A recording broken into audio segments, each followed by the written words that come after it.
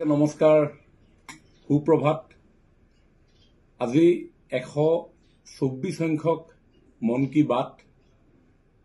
প্ৰতি মাহৰ শেষৰ দেওবাৰটোত মাননীয় প্ৰধানমন্ত্ৰী নৰেন্দ্ৰ মোদী ডাঙৰীয়াই দেশবাসীক উদ্দেশ্যি বিগত মাহটোত দেশ অথবা বিদেশতো যিসমূহ ঘটনাক্ৰমে ৰাইজৰ দৃষ্টি আকৰ্ষণ কৰিবলৈ সক্ষম হয় অথবা এনে কিছু বিষয় থাকে যিবিলাক বিষয়ে মানুহক জীয়াই থাকিবৰ কাৰণে প্ৰেৰণা দিয়ে, মানুহক জীৱনটোক বুজিবৰ কাৰণে, জানিবৰ কাৰণে আৰু সাৰ্থকভাৱে জীৱনটোক যাপন কৰিবৰ কাৰণে অনুপ্ৰেৰণা যোগায়।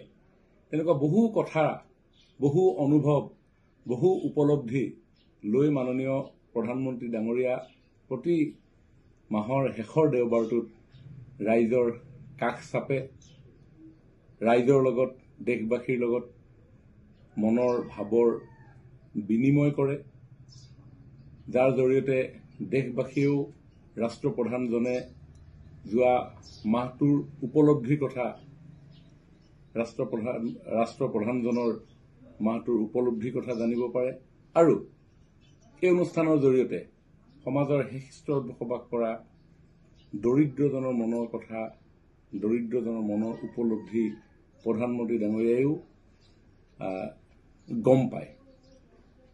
বিভিন্ন পত্ৰ প্ৰেৰণ কৰে মাননীয় প্ৰধানমন্ত্ৰীলৈ, পত্ৰসমূহ তেখেতে নিজেই চায় আৰু সেই অনুভৱক লৈ দেশবাসীক এটা প্ৰকৃত মাৰ্গদৰ্শনেৰে আগুৱাই লৈ যাবৰ কাৰণে তেখেতে প্ৰয়াস অব্যাহত ৰাখিছে।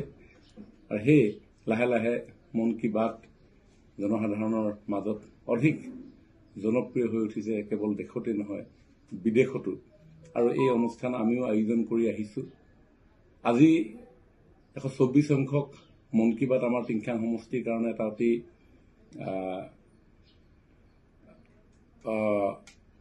ব্যতিক্ৰমী ধৰণে আমি আয়োজন কৰিছোঁ।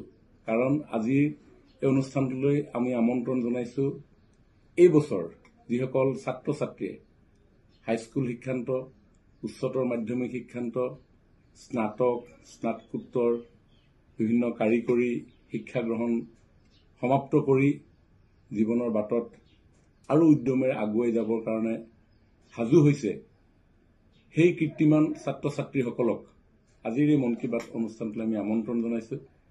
আমাৰ শুভাশীষ, আমাৰ শুভেচ্ছা জ্ঞাপন কৰিবৰ কাৰণে আমি